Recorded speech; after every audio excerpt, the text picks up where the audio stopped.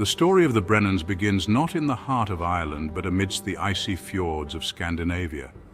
Braonan, son of Cearbhall, a Viking King of Dublin, chose a different path than his forefathers. He looked beyond the Irish Sea, setting his sights on the fertile lands of Leinster. North of Kilkenny, in what would become known as Idough, he established a stronghold. Braonan says, "I wed into a local Irish clan, planting the seeds of the Brennan dynasty." This union was a fusion of two worlds, the raw strength of the Vikings with the ancient wisdom of the Celts. Braonan's lineage was strong, his bloodline infused with the spirit of raiders and sea kings. Yet he embraced the land of Ireland, its customs weaving into the fabric of his family. Generations passed and the Brennans grew in power and influence. The Brennans were more than just warriors, they were shrewd rulers, forging alliances and cultivating their lands. Idough flourished under their rule, becoming a beacon of prosperity.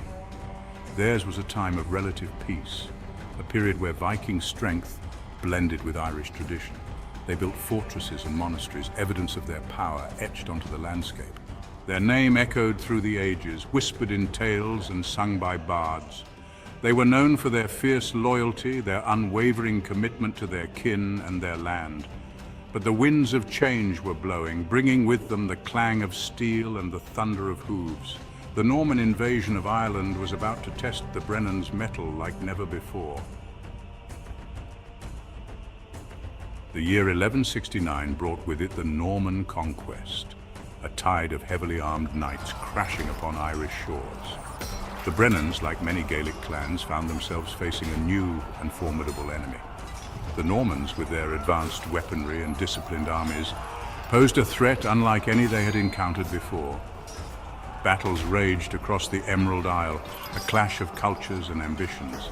The Brennans fought valiantly, their Viking blood ignited by the fires of resistance. They defended their lands with the ferocity of wolves protecting their den. But the Normans, with their superior resources and ruthless tactics, gradually gained the upper hand. Idough, once a symbol of Brennan power, became a battleground in a conflict that would forever alter the fate of Ireland. Tanistry, the Celtic heart of power. At the heart of the Brennans' resistance lay a tradition as old as Ireland itself, tanistry. Unlike the Norman system of primogeniture, where the eldest son inherited all, tanistry chose its leaders based on merit and the will of the clan. This ensured that the strongest and wisest among them would guide their people, fostering unity and strength in the face of adversity. Druid Ona of the Brennans, steeped in this ancient custom, rallied their kin and allies under the banner of their chosen chieftain. They understood that their strength lay not just in individual prowess, but in the unbreakable bonds of family and tradition. Tanistry was more than just a system of succession. It was the lifeblood of their society, the embodiment of their cultural identity. Defiance and rebellion, the fight for Idough. Despite their fierce resistance, the Brennans faced overwhelming odds. The Normans, with their castles and cavalry, chipped away at their lands, pushing them further and further back. Yet the spirit of defiance burned brightly within their hearts. They refused to surrender their ancestral home without a fight, launching daring raids and ambushes against their oppressors. Generations of Brennans fought and died defending their heritage, their names becoming synonymous with courage and rebellion. They were a thorn in the side of the Norman invaders, a constant reminder that the spirit of Ireland could never be truly broken. But as the years turned into decades, the Brennans were pushed to the very brink. During negotiations to return their lands to them, King Charles was killed by Cromwell, who devastated all of Ireland. But the Brennans refused to budge while still occupying their lands illegally. Outlaws and legends, the Brennans' enduring legacy. By the late 17th century, the Brennans, dispossessed and outlawed, resorted to the fringes of society. They became what the English called Tories guerrilla fighters, masters of stealth and cunning, living off the land and raiding those who had wronged them. Their name, once whispered in halls of power, now invoked fear and respect in equal measure. Though branded as bandits by their enemies, The Brennans were seen by many as symbols of resistance, their story a potent reminder of the enduring spirit of Ireland. Their legacy lived on in hushed whispers, in the songs of the people, a testament to the enduring power of family, tradition, and the fight for freedom. The Brennans may have been stripped of their lands and titles, but their spirit, much like the rugged landscape of Ireland itself, remained unconquerable. By 1680, several Brennans became robbers and the most famous bandits in Ireland. They were further outlawed for fighting in Ireland's Jacobite army and lost their legal claim to their ancestral lands in 1695, but remained as tenants. The song Brennan on the Moor by the Irish folk singers the Clancy brothers. The noted 18th century highwayman Willie Brennan made the Kilworth Mountains near Fermoy in County Cork his preserve. Like Robin Hood, Brennan shared his loot with the poor, and again like Robin Hood, recruited his confederates from men who had beaten him at his own game.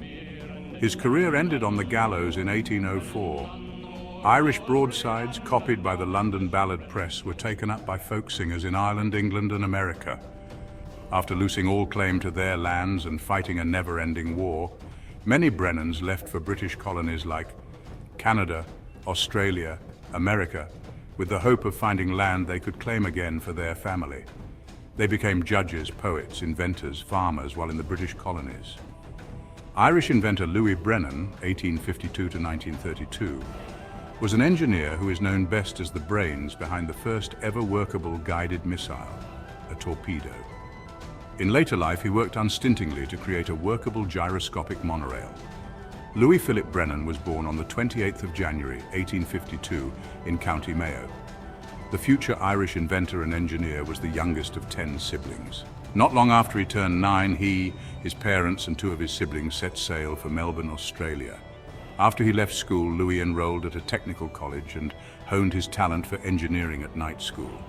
Evidence of his skills was seen at Victoria's 1873 Juvenile Industries exhibition, where a youthful Brennan astonished the crowds with a range of clever inventions, including a safety latch for windows and the precursors to his celebrated invention, the gyro torpedo.